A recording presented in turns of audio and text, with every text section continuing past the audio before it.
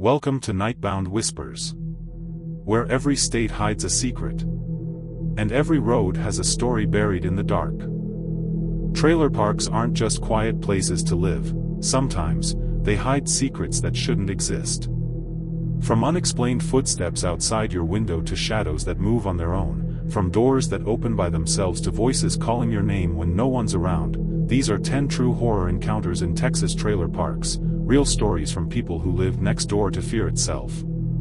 Stay close, because some of what happened here might follow you home. Before starting today's video, tell us in the comments where are you watching from and what time is it there so we know from which state people are watching from. The trailer that wasn't on the map. I grew up around trailer parks, so living in one never bothered me.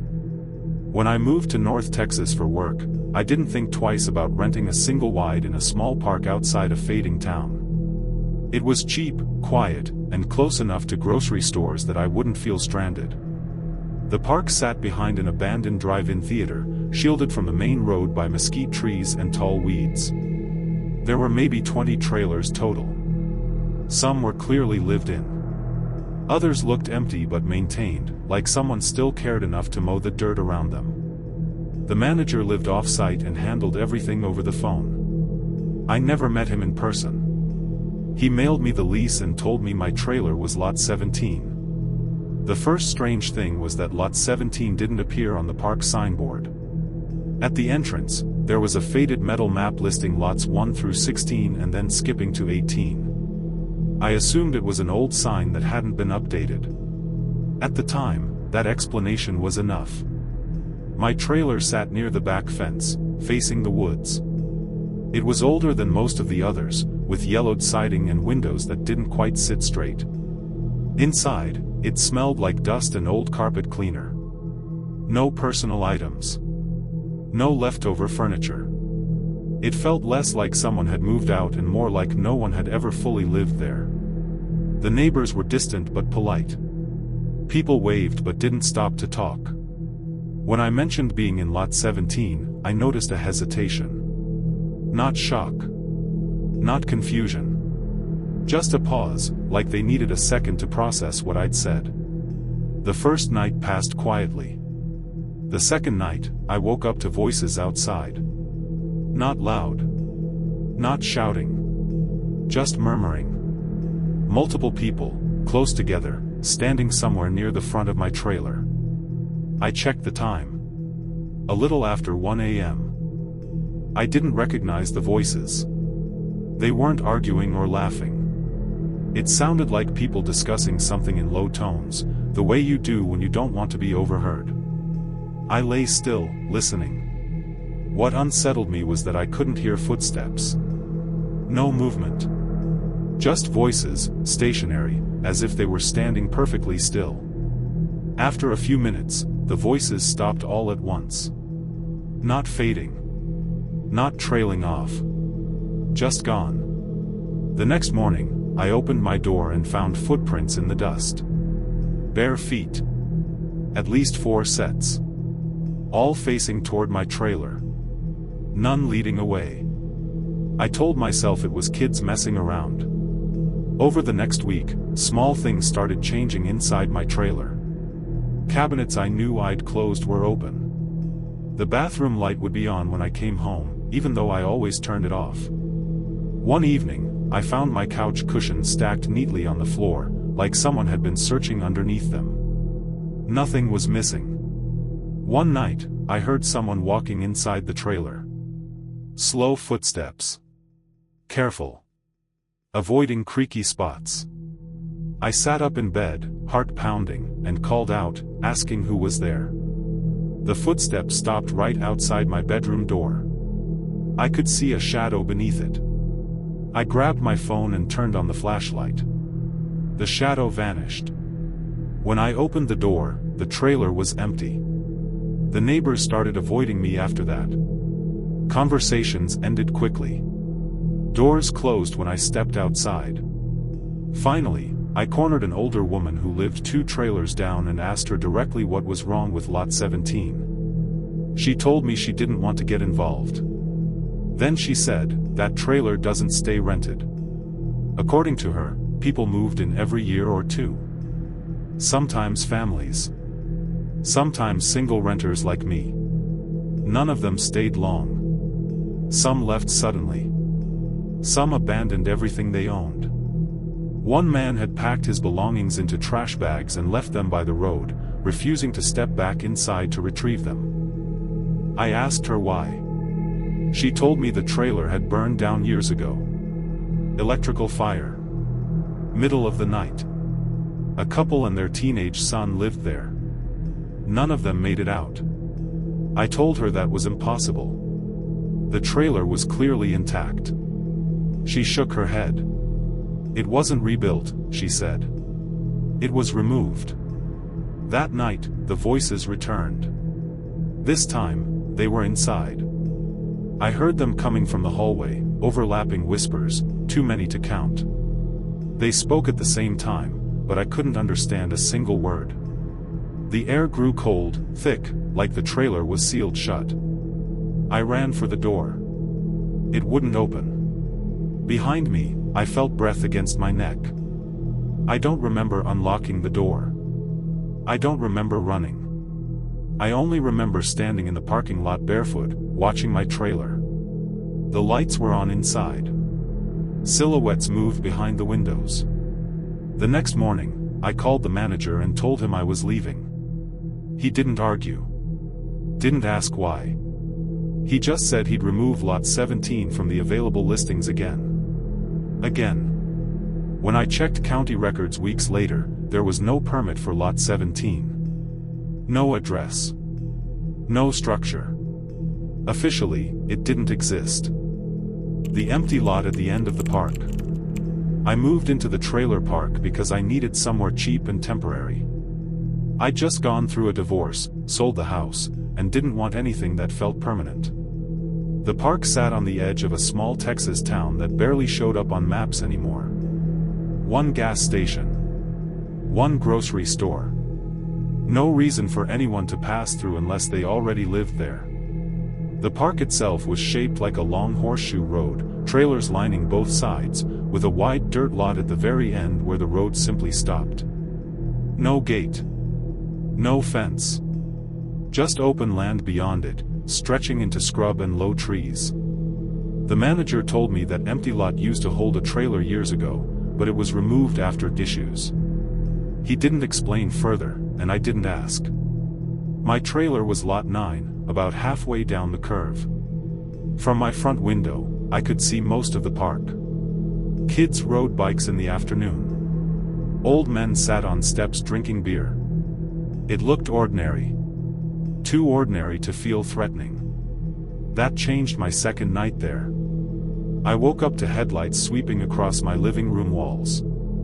Bright, slow-moving beams, like a vehicle creeping forward.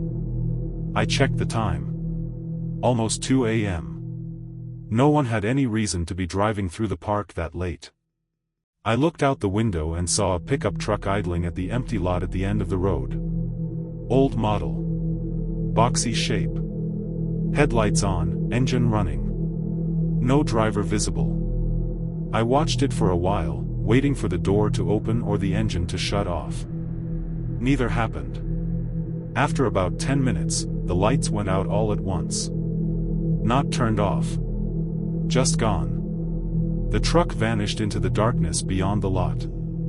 The next morning, I asked a neighbor about it. A man named Ray who'd lived there for over a decade. When I mentioned the truck at the empty lot, his face tightened. Did it come onto the road? He asked.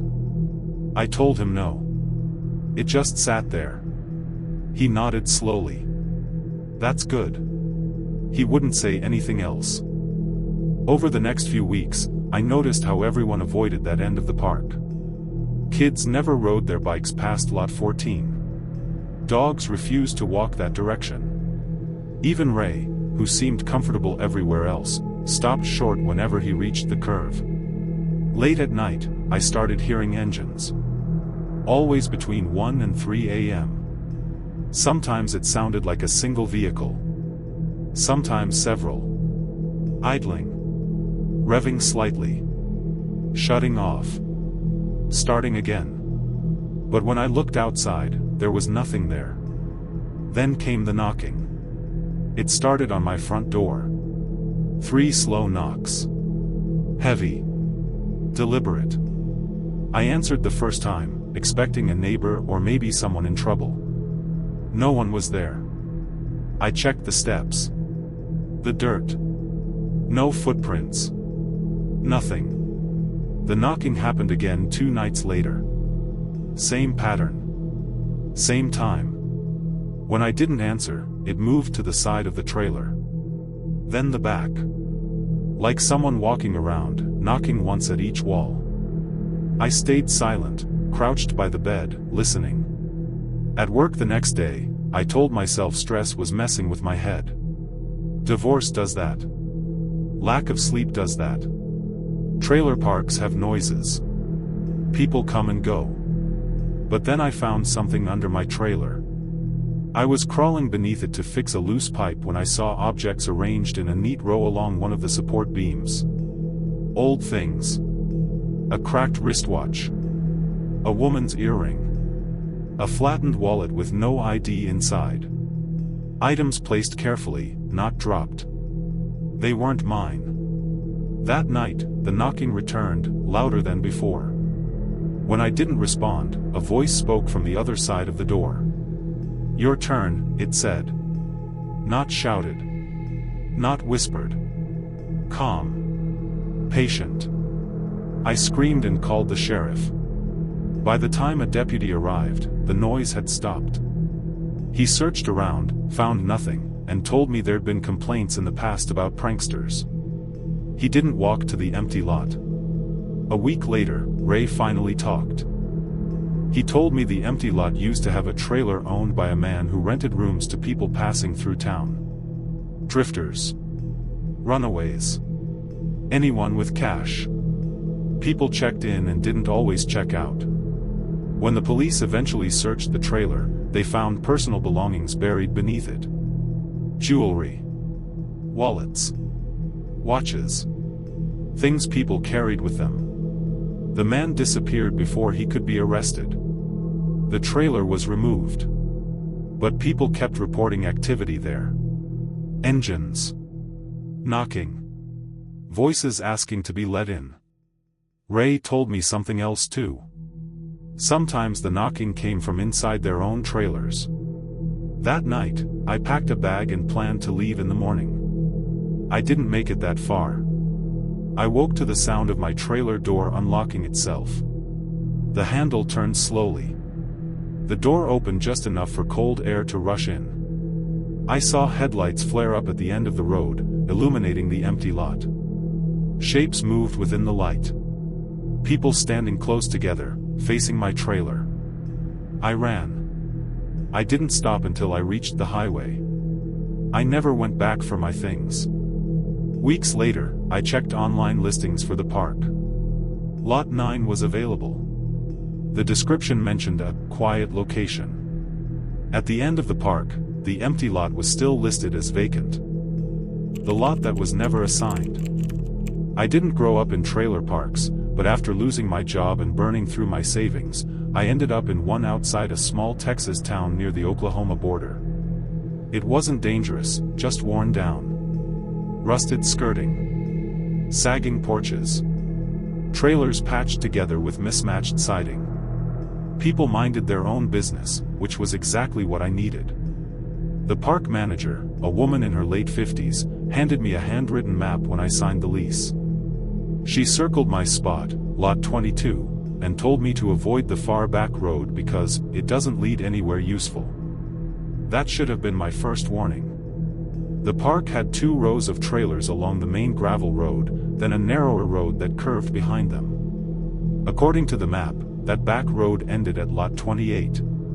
But when I walked it the first evening, it kept going. Past Lot 28, the road narrowed and bent slightly to the right, leading to a single trailer sitting by itself. No lot number.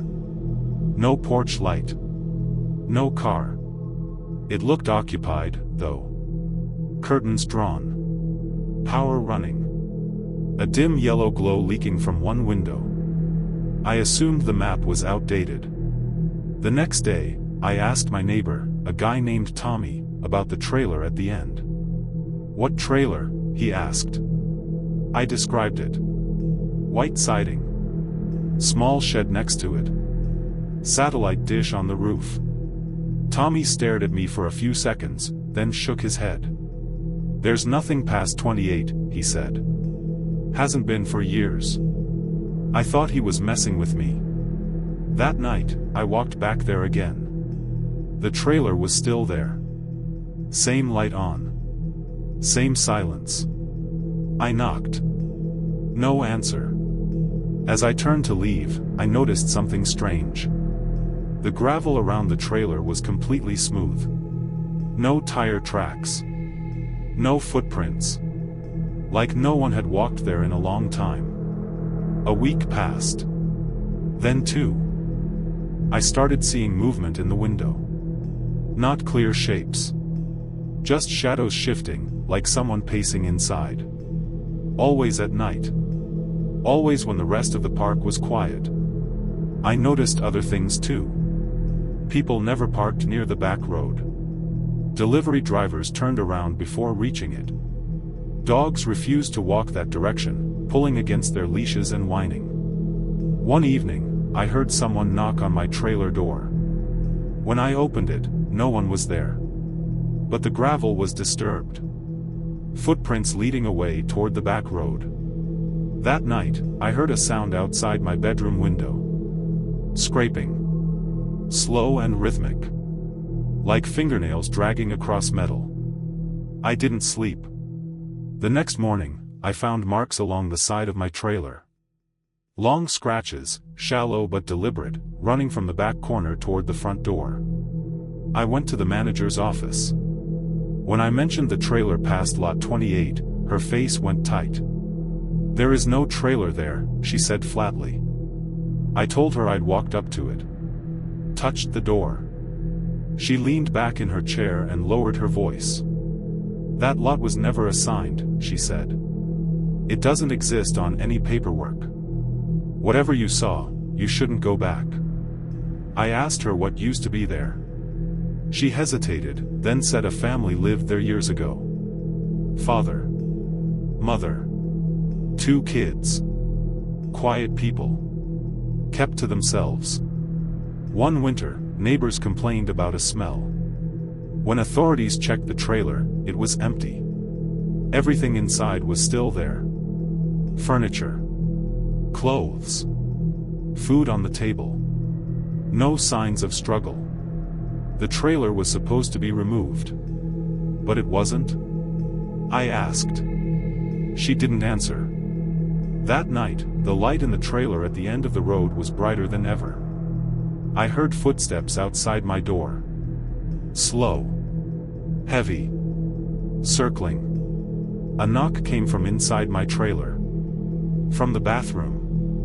I locked myself in my bedroom and stayed there until morning. The next day, I packed my things.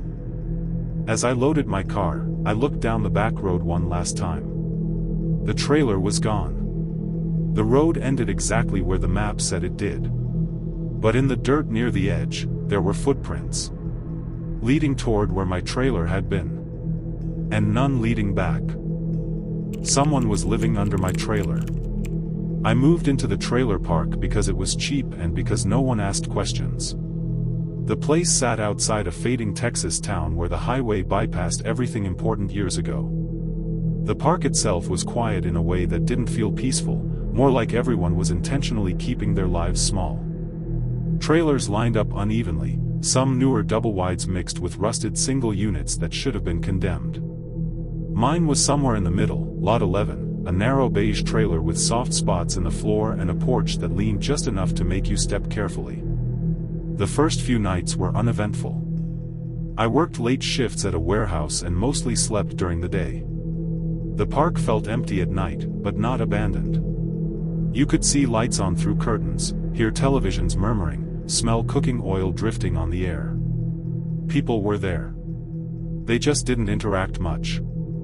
About a week after moving in, I started hearing noises under the trailer. At first, I assumed it was animals. Raccoons or feral cats were common in the area, and the skirting around my trailer was cracked in a few places. The sounds were subtle at first. Scratching. Shifting. Something brushing against the underside of the floor late at night when everything else was quiet. Then the sound started following a pattern. Every night, right after I turned off the lights and lay down, I'd hear movement under the bedroom. Slow crawling sounds, like someone dragging themselves across dirt. Not frantic. Not random. Intentional. I mentioned it to my neighbor across the gravel lane, a woman named Denise who'd lived there for years. She listened without interrupting, then asked which lot I was in. When I told her, her expression changed. Lot 11, she repeated. Yeah, you might want to get that checked. I asked her what she meant. She shrugged and said animals liked the warmth. But she wouldn't look me in the eye. The next night, the sounds were louder. I could hear breathing now. Slow, wet breathing, directly beneath the floor.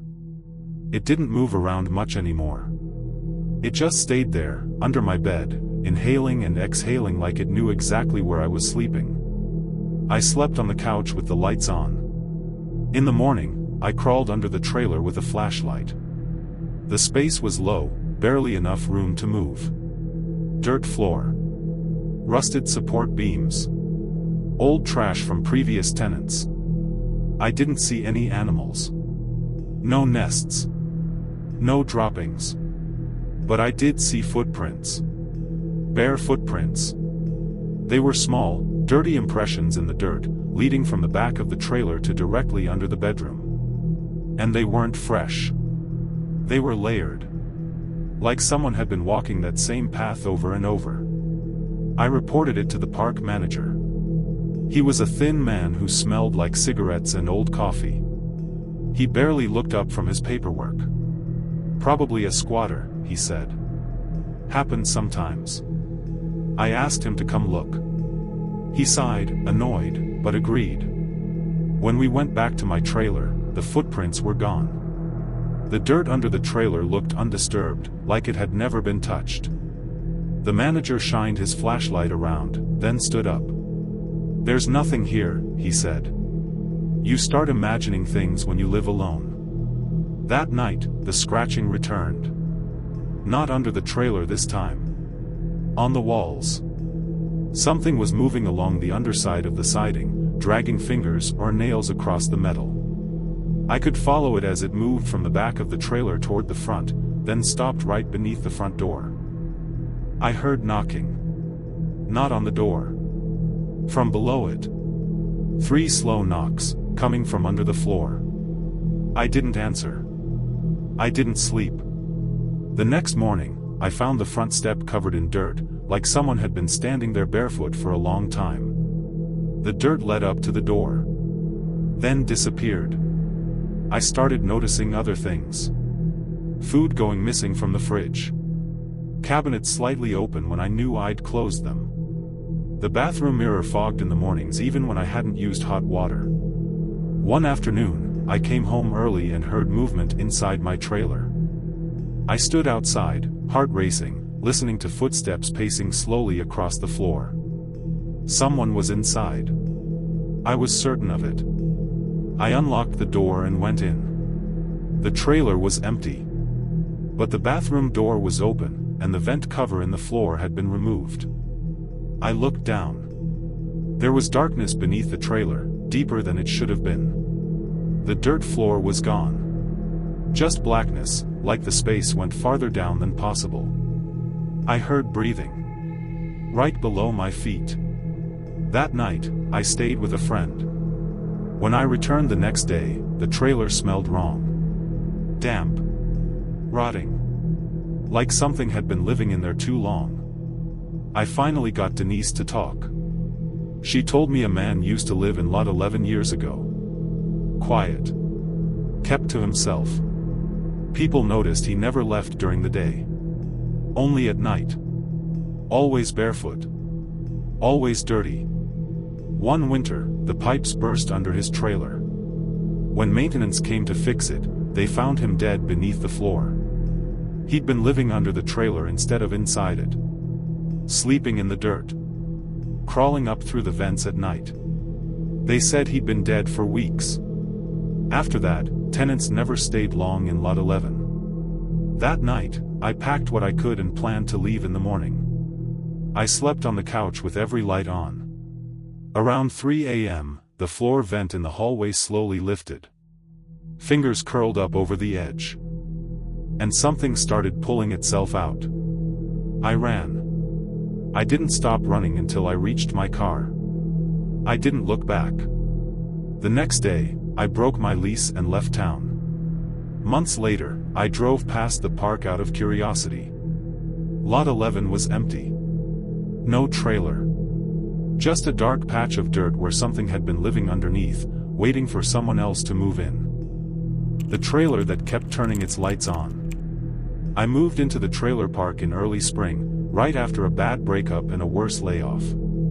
The park sat on the outskirts of a Texas town that barely showed up on maps anymore. One grocery store. One gas station. A railroad line that hadn't seen a train in years. The kind of place where nothing new ever really happened, and people preferred it that way. My trailer was Lot 7, a faded blue single-wide with aluminum siding and a porch that creaked like it was complaining every time I stepped on it. The park itself was laid out in a rough oval, trailers circling a wide dirt lot where kids used to play, according to the older residents. Most of the trailers were occupied, though many looked half-abandoned, windows boarded, skirting torn away, weeds growing up through porches.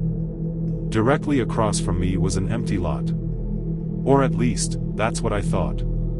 The lot had a trailer on it, white, old, with peeling paint, but no one lived there. No car. No trash cans. No porch furniture.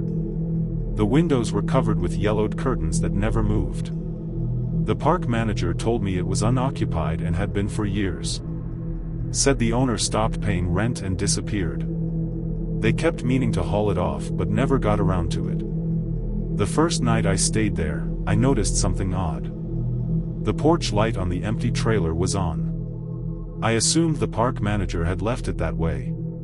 The next morning, it was off. That night, it was on again. I didn't think much of it until I realized it was following a pattern. The light came on around midnight and shut off just before dawn. Every single night. I asked a neighbor about it, an older man named Earl who lived 2 lots down. He squinted across the lot at the trailer and frowned. "That light ain't worked in years," he said. "Ain't even wired anymore." That made my stomach tighten. Over the next few nights, I started noticing more.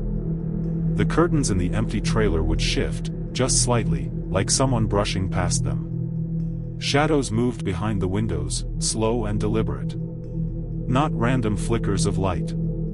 Shapes. One night, I heard a door slam. I looked out my window and saw the front door of the empty trailer swinging shut, hard enough to rattle the frame. The porch light was on. I told myself someone must be squatting there.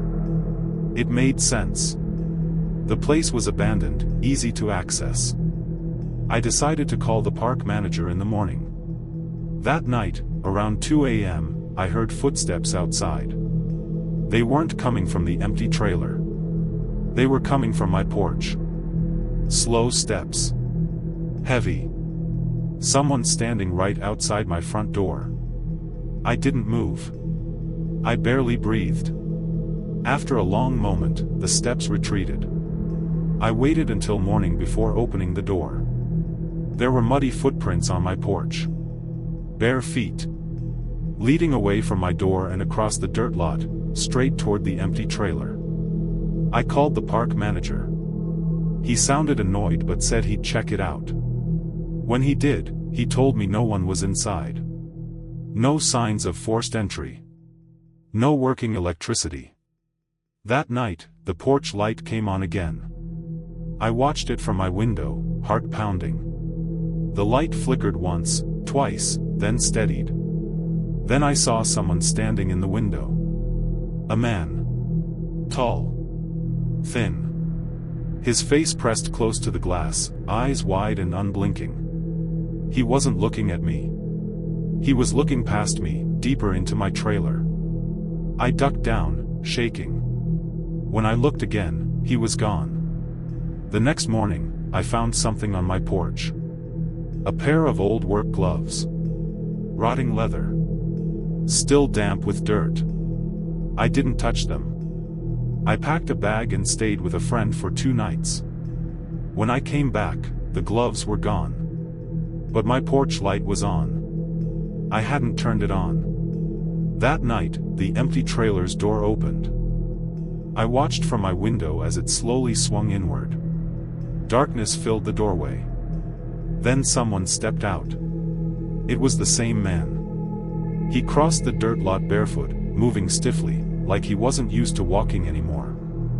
He stopped halfway between our trailers and looked up at my window. And smiled.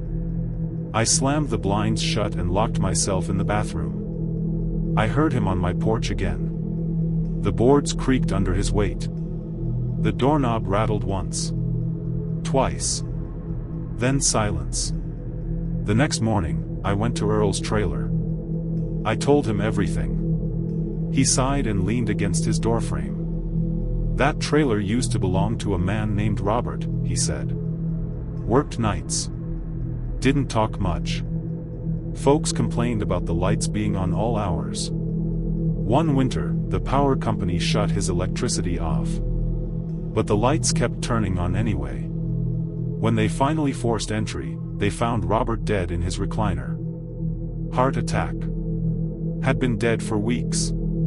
The lights never stopped after that. They tried removing the trailer once. The towing company quit halfway through the job. Said the trailer wouldn't move. Like it was anchored to the ground. That night, the porch light on the empty trailer burned brighter than ever. I stayed up watching it. At exactly midnight, the light on my trailer turned off. Every light inside my home went dark. Across the lot, the empty trailer glowed like it was alive.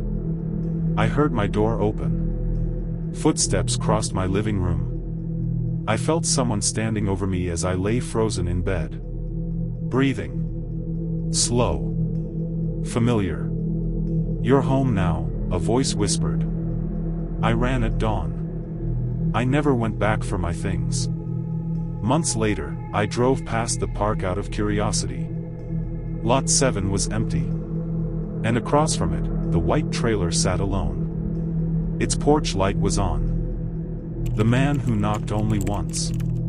I moved into the trailer park because it was cheap and because it didn't ask questions. After what I'd been through, that mattered. The place was called Red Mesa Estates, though there was nothing red or grand about it, just rows of trailers baking under the Texas sun, surrounded by scrubland and rusted fencing. The wind carried dust and the sound of distant highway traffic, but at night, even that faded away. The first thing I noticed was how quiet it was after dark. No music. No laughter. No engine starting late at night. By 10 p.m., it felt like the whole park went to sleep at once. Curtains drawn. Lights off. Doors locked. I later learned why. My trailer sat near the edge of the park, lot 23, with only one neighbor nearby, a narrow, gray trailer that always smelled faintly of cigarettes and old metal. The man who lived there introduced himself as Calvin. He was thin, probably in his late 40s, with deep-set eyes and hands that shook when he talked. "Don't answer the door at night," he told me the first day. I laughed, thinking he was joking. "I'm serious," he said. "If someone knocks after dark, don't answer." I asked him why. He looked past me, toward the dirt road that led into the park. "Because he only knocks once." I assumed he meant a thief or a tweaker. Every cheap park had those stories. I nodded politely and changed the subject. For the first week, nothing happened. I worked days, came home tired, ate dinner, watched TV, slept. The nights were quiet, just like Calvin said. Too quiet, sometimes. No crickets. No wind. just silence pressing against the walls. On the 8th night, around 11:40 p.m., I heard the knock. It was soft. Deliberate. One knock. I froze on the couch, staring at the door. I waited for another knock. It didn't come. I told myself it was someone at the wrong trailer. Or maybe a branch hitting the siding. Still, I didn't open the door. When I finally looked out the window, there was no one there. The next morning, I found muddy footprints leading up to my door. Only one set. And they stopped right at the threshold. The second knock came 2 nights later. Same time. Same single knock. This time, I heard breathing on the other side of the door. Slow. Controlled. Like someone listening. I didn't move. After a long minute, the breathing stopped. When I looked out the window, the dirt road was empty. I went to Calvin's trailer the next morning. He looked tired, like he hadn't slept. "He knocked on yours now," he said before I even spoke. I asked him who he was. Calvin hesitated. "No one knows," he said. "But he ain't alive. Not anymore." He told me the story. Years ago, before I moved in, a man lived in the park, quiet, polite, kept to himself. He worked nights at a nearby processing plant. One evening, his trailer caught fire. People said it was faulty wiring. Others said he'd been drinking and fell asleep with a cigarette. By the time the fire department arrived, the trailer was gone. So was the man. They never found a body. After that, the knocking started. Always one knock. Always late at night. If you answered, he'd ask to come in. And if you let him. Calvin stopped there. I didn't push him to finish. That night, I stayed awake with all the lights on. At exactly 11:40 p.m., the knock came. Louder this time. I felt it in my chest. I stood in the hallway, staring at the door. My phone buzzed in my hand, a text from an unknown number. "Don't open it." I backed away from the door. A voice spoke from the other side. "Mistake," it said softly. "I'm cold." The voice sounded wrong. Not slurred. Not distorted. Just empty. Like it wasn't used to speaking anymore. "I just need to warm up." I didn't respond. Minutes passed. Then the voice whispered my name. I didn't know how it knew. The door handle turned slightly, just enough to make it click. I ran into the bathroom and locked myself in. The knocking didn't return. The next morning, Calvin's trailer was empty. Door wide open. Inside, everything was gone, furniture, clothes, even the curtains. Like he'd never lived there. The park manager said Calvin moved out suddenly. But his car was still there. Rusting in the dirt. That night, the knock came earlier. 11:10 p.m. This time, it was harder. More insistent. I waited, the voice said. "You didn't." I saw movement under the door. Smoke. Thin and gray, curling into the trailer like fingers. I ran out the back door barefoot and didn't stop until I reached the highway. I slept in my car. When I returned the next day with a friend, my front door was open. Inside, the walls were blackened with soot. On the door, burned into the wood, was a single handprint. I moved out that afternoon. Months later, I heard Red Mesa Estates was shut down. Too many complaints. Too many disappearances. But locals still say that if you drive past the old park late at night, you might see a trailer with its porch light on. And if you stop, you'll hear a knock. Just one. The trailer with no windows. I didn't plan on staying long at Sundown Pines Trailer Park. It was supposed to be temporary, 3 months at most while I saved enough to move closer to Austin. That's what I told myself the day I parked my pickup beside Lot 41, a faded beige trailer sitting at the far end of the park where the dirt road dead-ended into mesquite trees.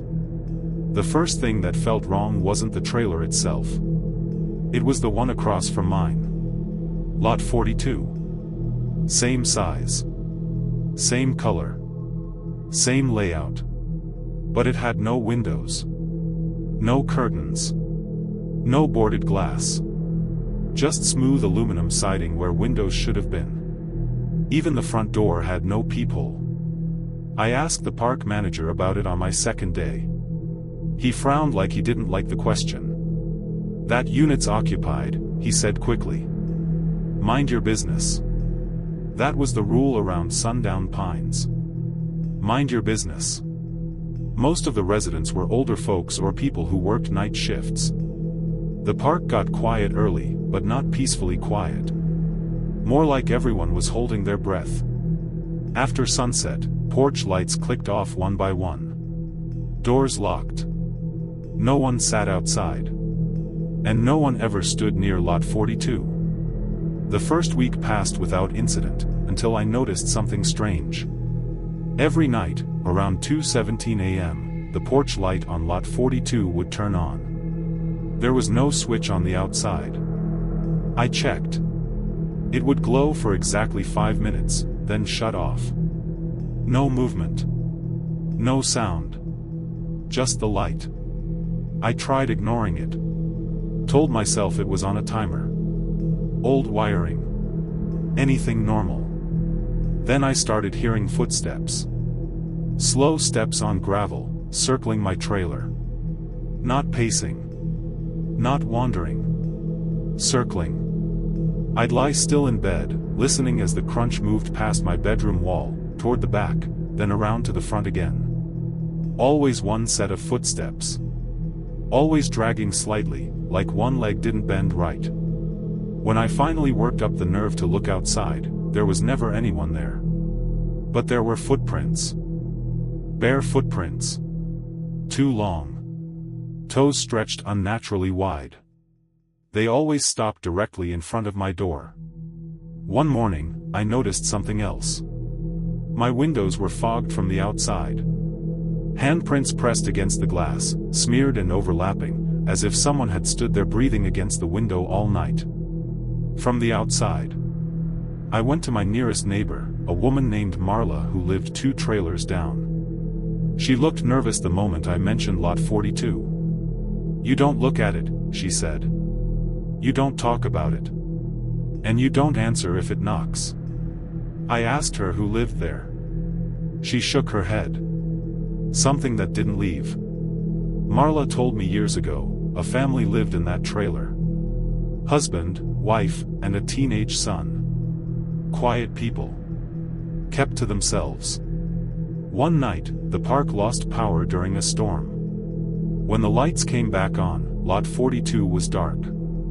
It stayed dark. They found the door unlocked. Inside, everything was gone. Furniture. Photos. Clothes. Even the fixtures. The walls were stripped bare. No windows were broken. No sign of a struggle. The family was never found. After that, people started hearing movement inside the trailer. Knocking. Scraping. Breathing through walls. Someone tried to move into it once. They lasted 2 nights. The second night, they broke out a window from the inside screaming that someone was standing in the hallway with no face. The windows were sealed shut the next day. All of them. That night, the footsteps came closer. They didn't circle. They stopped outside my bedroom wall. I heard fingernails scratching aluminum. Then a voice. Not loud. Not threatening. Almost curious. "Why do you look?" I sat up in bed, heart pounding. "I see you watching." The voice wasn't outside anymore. It was inside the walls. I grabbed my phone and called the park manager. Straight to voicemail. The scratching moved toward the ceiling, then down the hallway. My bedroom door creaked open. There was no one there. But the air felt heavy, thick, like breathing through smoke. I saw the indentation on the carpet first. Footprints forming as if something invisible was walking toward me.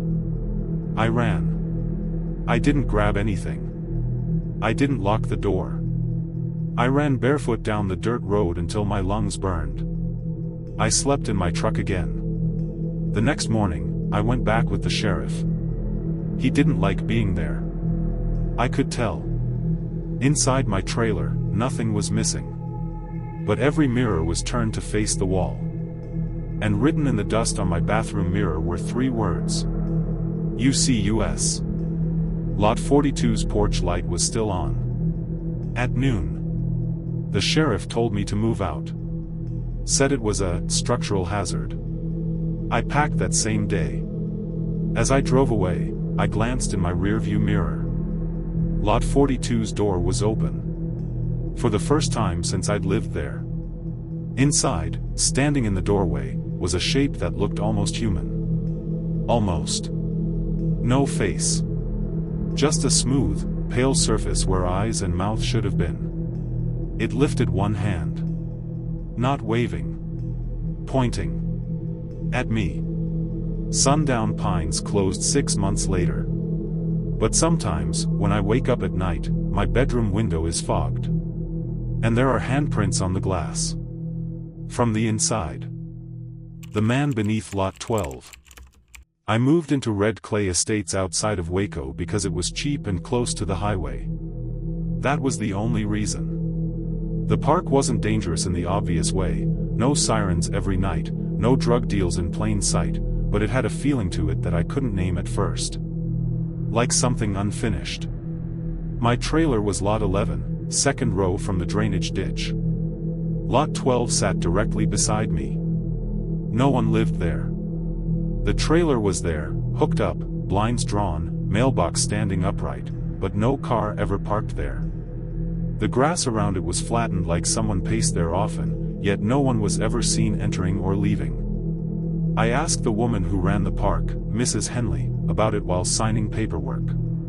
She didn't even look up. "That lot's paid," she said.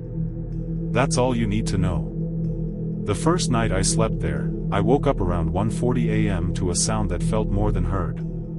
A low vibration. Like something heavy shifting underground. My bed frame rattled faintly, just enough to notice.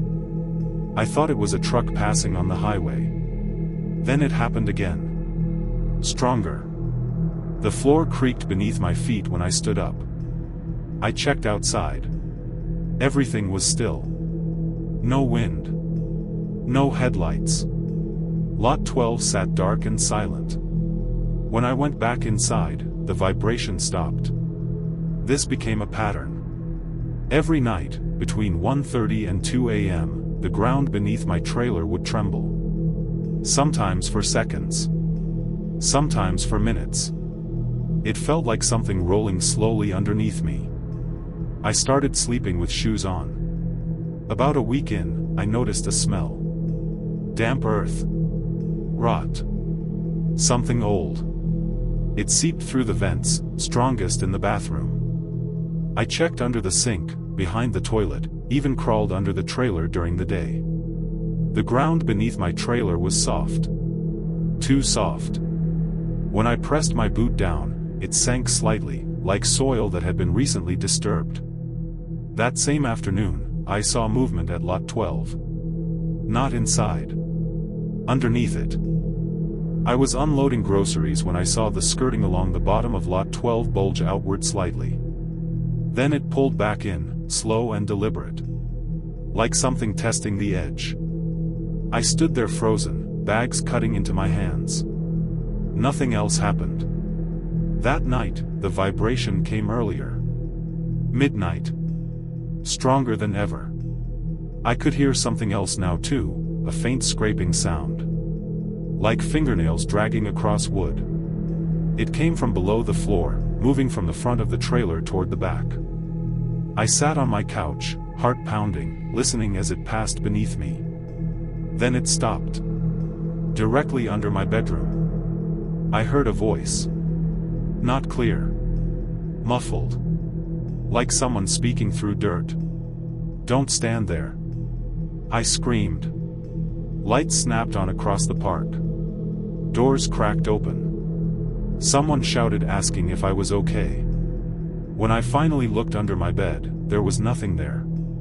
But the carpet was warm. Hot, actually. Like heat rising from beneath the floor. The next morning, I confronted Mrs. Henley. Her face went pale when I described the vibrations. "You didn't see anything, did you?" she asked. I told her about the voice. She closed the office door and locked it. She said Lot 12 used to belong to a man named Earl Maddox. He lived alone. Never had visitors. Never left town. People complained about smells and noises coming from beneath his trailer. One summer, the park flooded. When the water receded, Earl was gone. His trailer was still there. Paid for. They found a tunnel beneath it weeks later. Not a crawlspace. A tunnel system. Hand dug. Leading beneath multiple lots. But they never found the end. The county sealed the tunnels. Or said they did. That night, the ground shook violently. I heard boards cracking beneath my feet. Then a loud bang from the bathroom. The floor split open just inches from the toilet, wood splintering upward. A hand came through. Gray. Mud-covered. Fingernails long and broken. It clawed at the floor, pulling itself upward. I ran. As I reached the door, I felt something grab my ankle from below. Fingers wrapped tight around my leg. The voice came again, clearer now. "You're standing on my house." I kicked free and slammed the door behind me. I didn't stop running until I hit the highway. The next day, my trailer was condemned. They said the ground had collapsed. Lot 12 was gone. The trailer had sunk into the earth overnight.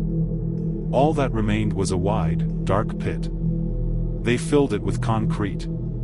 But sometimes, when I drive past red clay estates late at night, I swear I feel the road vibrate beneath my tires.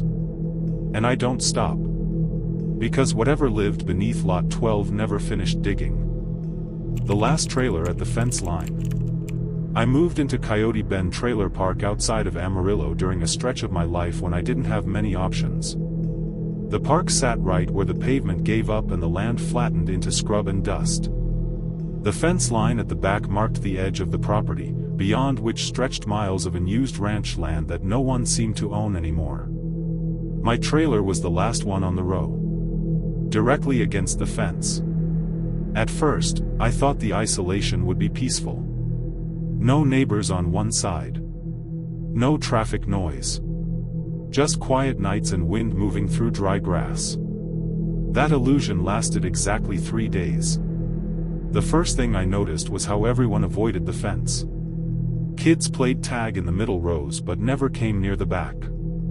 Dogs would bark non-stop if they got loose and ran toward my end of the park, then suddenly stop and bolt back the way they came. The fence itself was old chain link, rusted in places, leaning slightly inward as if something had pressed against it for years. Beyond it, the land dipped into a shallow ravine filled with mesquite trees and shadows that didn't shift normally with the sun. On my 4th night there, I heard knocking. Not on my door. On the fence. It was slow. Metal on metal. Like someone tapping with a knuckle, evenly spaced, patient. I looked out my back window. My porch light illuminated the fence just enough to see it moving slightly with each knock. No one was there. The knocking stopped the moment I opened the door. I told myself it was wind. Loose metal. Temperature changes. That's what people tell themselves when they don't want to accept worse explanations. The next night, the knocking came back. This time closer. On the side of the trailer. I froze in bed, staring at the wall as the sound traveled along the aluminum siding, tap, tap, tap, moving slowly toward the front. Then it stopped directly outside my bedroom window. I didn't look. I didn't breathe. After a full minute, I heard footsteps retreating toward the fence. Heavy footsteps. Dragging slightly. In the morning, I found handprints on the siding beneath my window. They were smeared with dirt and something dark I didn't want to identify.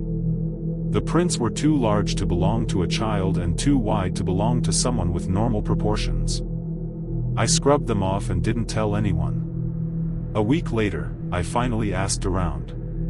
The guy 2 trailers down shook his head the moment I mentioned the fence. They shouldn't have rented that unit, he said. That one never stays occupied. He told me the land behind the park used to hold a temporary labor camp decades ago. Migrant workers. Seasonal hands. When the ranch shut down, the camp was abandoned without records. People drifted away. Some didn't. Bodies were found years later when the park was being built. Not buried properly. Just covered. The company fenced the land and pretended it was empty. The knocking started happening every night after that. Always after midnight. Always starting at the fence. Sometimes I heard whispering. Not words. Just breathy sounds, like someone practicing speech but forgetting how. Once, I heard my name. I never told anyone my name. One night, I woke to the sound of scraping beneath the trailer. Something was moving under the floor, shifting dirt, bumping against the supports. The whole structure vibrated as if whatever was down there was testing the space. Then came the smell. Wet soil. Rot. Old sweat. I grabbed my phone and crawled out of bed, heart racing. As I reached the living room, I heard the back door handle turn. Slowly. Testing. I locked myself in the bathroom until sunrise. The park manager refused to move me. Said nothing was wrong. Said I was imagining things. That night, the fence collapsed. I heard the metal give way just before midnight, followed by the sound of something heavy dragging itself across gravel toward my trailer. I watched through a crack in the blinds as a figure emerged from the ravine. It was tall. Bent at the waist. Its limbs hung wrong, too long, joints stiff like they hadn't been used in years. Its skin looked stretched, pale under the porch light, smeared with dirt. It stopped at the edge of my yard. Lifted its head. And smiled. Its mouth opened wider than it should have. I ran. I didn't stop until I reached a gas station miles away. The next morning, police found my trailer door ripped from its hinges.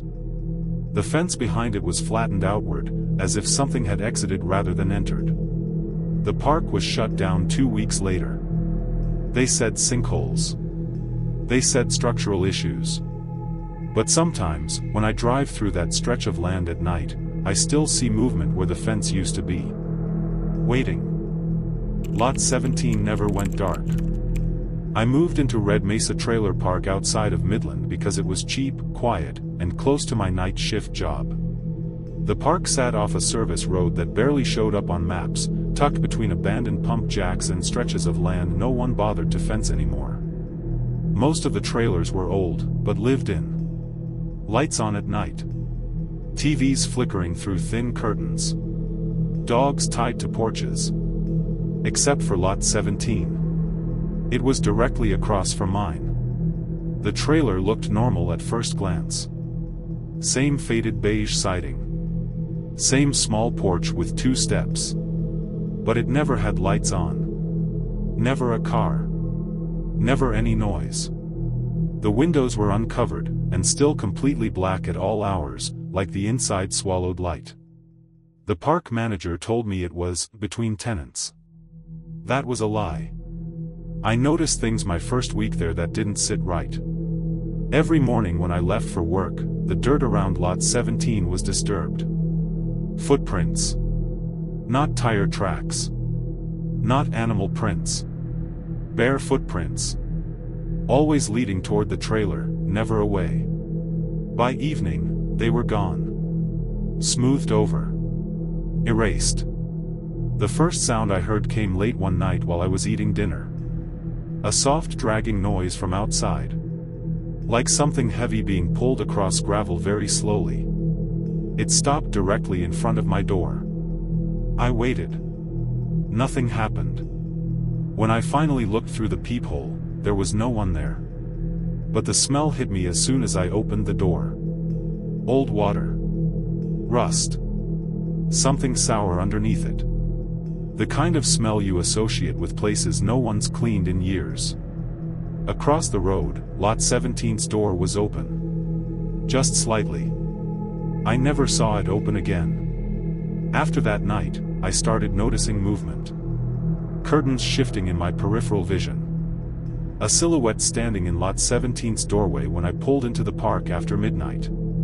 It was always gone when I looked directly at it. Neighbors didn't talk much, but when I asked about Lot 17, conversations ended abruptly. One woman told me I should keep my porch light on. Another man said, if you hear knocking, don't answer.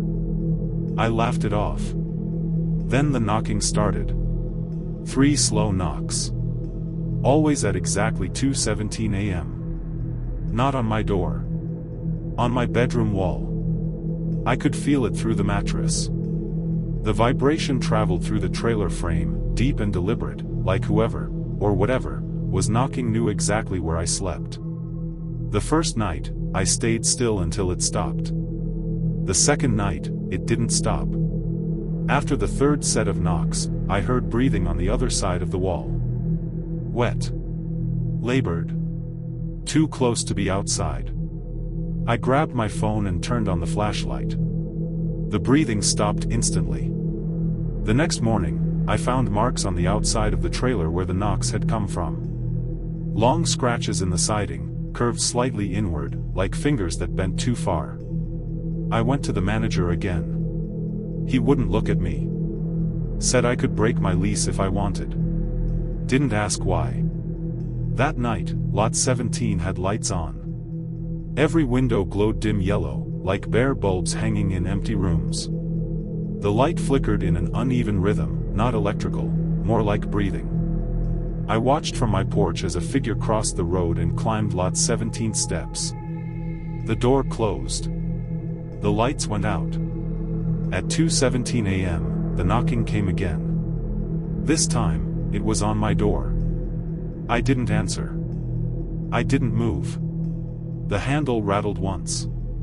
Then came the voice. It sounded like someone trying to remember how to speak. My name came out wrong. Stretched.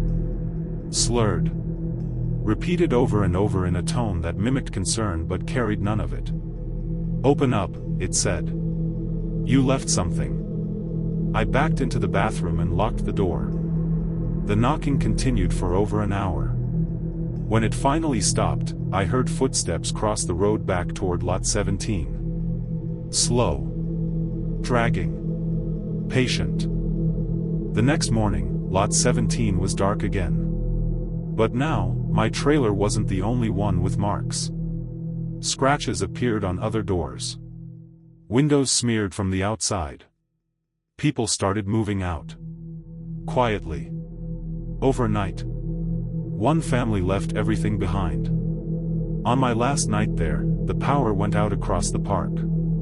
Every trailer went dark at once. Except Lot 17. Its windows lit up brighter than I'd ever seen. The light spilled across the dirt road, illuminating dozens of footprints forming a loose circle around my trailer. They weren't human. Too many joints. Toes bent at impossible angles. I heard the breathing again. This time from inside. Behind me. I ran. I didn't pack. Didn't lock the door. I drove until the sun came up. A month later, Red Mesa Trailer Park was condemned. Electrical issues. Structural problems. The usual excuses. Lot 17 was demolished first. But sometimes, when I drive past the empty lot at night, I see a light flicker where it used to stand. Still waiting for someone to open the door. That was tonight's Whisper from the Shadows. Subscribe to Nightbound Whispers. And remember, the night is never truly silent.